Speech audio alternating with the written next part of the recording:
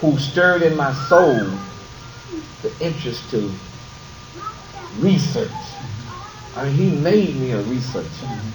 I mean, that's what that's what I got from him. I mean, it's like if you see a word and say, why would you want to know all this about it? For example, I'll give an example, what he did for me. Imam Muhammad said, Allah. He said, if you say who, that's too small. What you should say is what. So I'm saying to myself, well, I disagree with him. I didn't say it out loud. I don't get it. He said this way back. Now I understand, but I'm talking about when he originally, this is how he helped change my mind. He said, who makes you think of a person? What is more of the identity and the nature of what that is? And the name Allah himself is not like John or Joseph or Henry. It's not a name like a person's name. He says it's telling you the identity. And so after researching and studying myself, he helped me understand. When we say Allah, it's not like a name, like a person say God's name is Jehovah. Imam helped me understand. So he just made me understand when you talk about the Creator, it's much more than me saying I believe in Allah. I'm saying I believe in the one who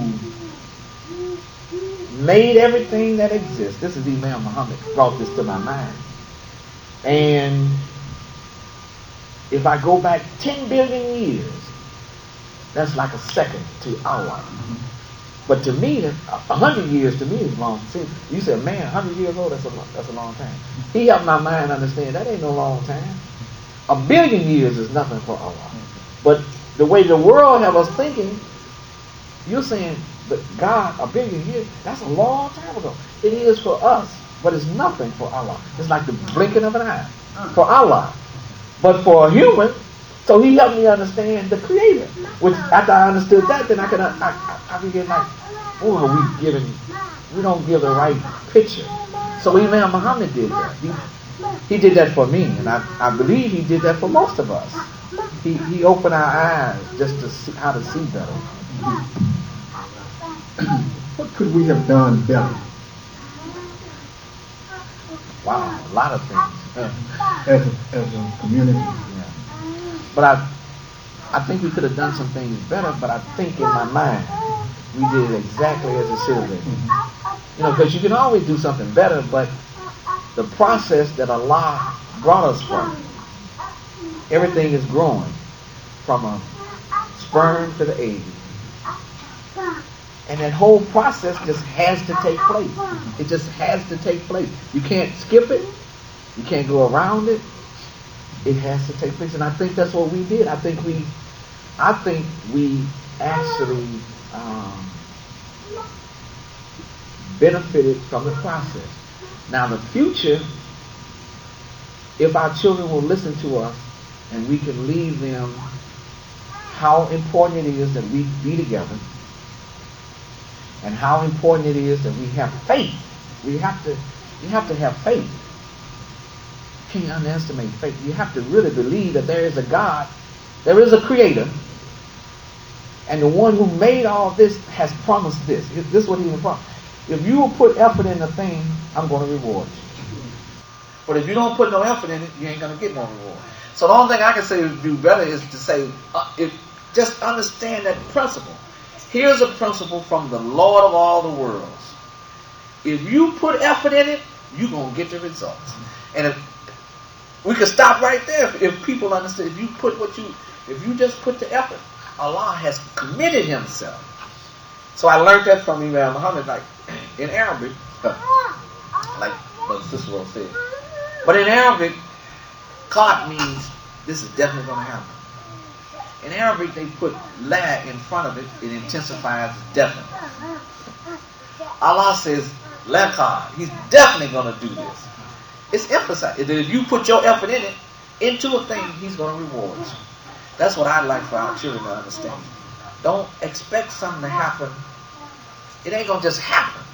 It's going to happen by the fact that you put your effort in it. That's what I'm hoping they'll get, if they get that.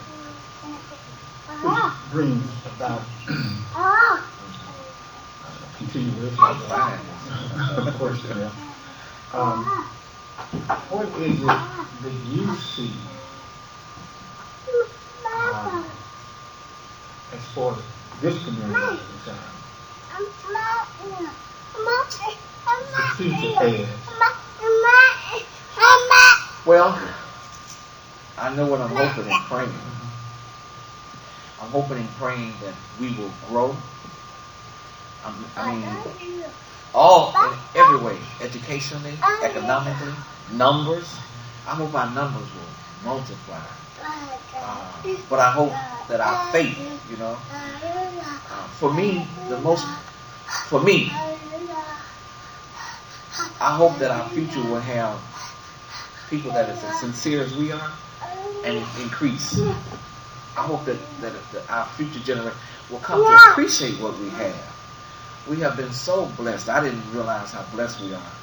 Allah gave us Imam Muhammad and all of Elijah Muhammad. We're blessed, and I hope that our children coming behind us will see that. I hope they'll understand how fortunate we are. So I'm hoping that our numbers will grow. I hope our economics will grow too, because economics is critical. It's critical. That was a mixed word. Yeah, it's critical. We have to have some money. I'll stop because I know I'll keep going on. No, you're fine. Yeah. I hope that our children will see what this is. Memphis is in some ways an example for the rest of the nation. Maybe because I'm here I think that, but that's my thinking, and I hope that our children will come to value. This is just not something that Allah has given us. And if you're patient, good things come to people that are patient. The race is not promised to the swift. And I used to think it was promised to the swift. I used to really believe that. But it ain't promised to the swift. It's promised to whoever is patient. So it might be just one or two. It could be just, but if they can just hold on, if I'm understanding correctly, and I mean this in all respect, anything that is milky, loose like water, it won't hold together. But if it adhere, like blood or I'm going to even say the sperm of the man or whatever, it has to gel. It has to come together to make that thing. So the future is going to be whether or not those people will hold it. It don't have to be no big numbers. It doesn't have. I used to hear people say that and then not necessarily agree. But it's not based on the number. It's going to be based on the strength of whatever few people it is. And if they have, because everybody wants somebody that's strong enough to hold on. I don't know if that makes sense, but everybody's looking to see, are they going to hold, are these people serious? Or are they going to turn back in another year, 2 years, 10 years? And that's the test. So I think that's I think that's been our biggest test. Will we hold on? And we're leaving our children 35 years, you longer than 35, and other people. This is just remarkable. And this is so critical. He said, they come on that long? Yeah. What did they believe, Let me ask you one more question. What is, as far as your thinking is concerned, your personal view on this question, life after Imam Muhammad, what is that to be? Well, after him physically, but for me, go ahead. Please go ahead. Straighten that up. Yes, sir. Yes, sir. I know what you're saying. Well, thank you. Go ahead. I think I understand what you're saying. After him physically, one thing. Mentally, there is no life for me after him because he's with me. Physically, he's gone, but mentally and spiritually and morally, he will go to me to my grave. Because he is me. I mean, I am Imam W.D. Muhammad. And I understand what he means. I mean, to me, I am him. When I see you, I see him. When I see every brother, every sister, I see what he put in us. And I'm trying my best, and I believe that's what all of us. He said it means to try to be the best of who you are. So you're trying to be the best that Talut can be. That is Imam Muhammad. I'm trying to be the best. That's who I. So he's gonna be with me. You know what I'm saying? And I think he left that. I understand it. You know, I don't want to sound proud. I hope I don't sound. I understand what he meant. And I feel him more now than I did when he was here. And that might sound, I don't know how to sound, but, and I studied him more, and I thought I studied him then. I studied him more, and he is with me now more than I ever could have imagined. And he has helped me understand, if I struggle, and you struggle, and every person here struggles, to be the best person that Allah has put in us. Because Allah did not make garbage. This is what old folks used to say in church. God didn't make no mistakes. Okay. So that means he made us good. If he made us good, then why can't I identify with it? I'm not identifying with it because maybe I don't believe I'm good. But if I believe, and I do believe I'm a good person, I mean, I believe it I believe it. I can't change my mind about it no more. I don't believe I'm a knucklehead. I don't believe I'm nothing. I believe I'm a good guy. I don't mean I'm perfect now. I might go and make a mistake, but I believe my intent is good. I won't right. I might make some mistakes. I believe the same thing about you. I believe that about Brother Imam Kareem, Imam Sharif. I believe we good, and if we can share that part, that will be the legacy of the Imam. And if we work hard, our future is just excellent. I believe it's so strong. Actually, you believe in your heart, Imam Waqidi Muhammad left behind for us all permanently. Yes, I do. I would like to be around to see it. I know it won't happen, but our future, if I could make a movie and show Memphis and the other communities into the future, it would be a movie of so much success. Because I believe that's where we're headed. And I believe the foundation is here. You know what I'm saying? I think we have laid it. I think and in heaven, Allah has going to have a place for us for that. Now, I don't want to be spooky. And I'm saying, boy, I usually keep that kind of stuff to myself. But I believe he's going to reward us for doing this foundation work. He's going to reward him. But the future is going to be bright for these people. If they... I'll get too spooky. Well, no, this is about you. Yes, sir. Would you like to add anything now? Well, thank those who've been patient enough to hear me talk, because I know I can go. And Brother Talut, I thank Allah for letting me meet you. All these brothers and sisters here, I just thank Him, honestly. I wish I could tell y'all how much I'm grateful for what God has done for me. I hope you all feel the same way.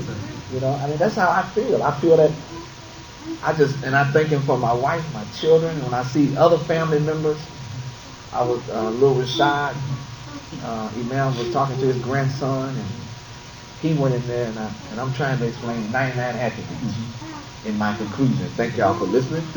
So I said, Rashad, Allah is merciful. He said, okay. You know Rashad is. I said, He is generous. He said, what is that? I said, you know, like Sister Kim give you some ice cream. You ask her for ice cream, and then she turn around and give you cookies with it. Generous. I said, you ask her for cookies, she give you cookies and lemonade. He said, well, first of all, she ain't going to give me that. He said, because she going to say it ain't healthy. So, I'm saying that to say, he brought me back to reality. Maybe that's why Allah don't give us everything we want. Maybe it ain't good for us. And that's how I want to end that. At this particular time, if we have time,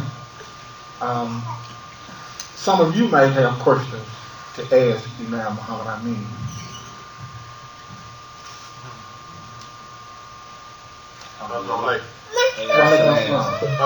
When you were asked about the Elijah, you mentioned Elijah Muhammad and Imam W. Muhammad, but you didn't mention W. Farad. Right. And my comment to Brother William here was that we couldn't have had the Elijah Muhammad if we didn't have Farad. So, I mean, and Imam Muhammad have come along and given us the right perception of W.D. Farad, so we ain't got to be spooked up about W.D. Farad. Right. You know what I mean?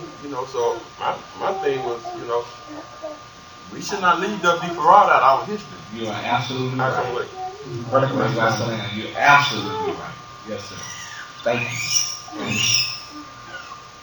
Anyone else? All right. This concludes our interview with Imam Muhammed Ameen, and it's been a fruitful interview. Thank you. Thank you very much. Thank you. Assalamu alaikum. Wa alaikum assalam. And this, again, conclude our series of interviews, and we'll be asking others to take part in these interviews as we move into the future. Thank you. Assalamu alaikum. Wa alaikum assalam. Takbir! Allahu Akbar. Takbir! Allahu Akbar. Takbir!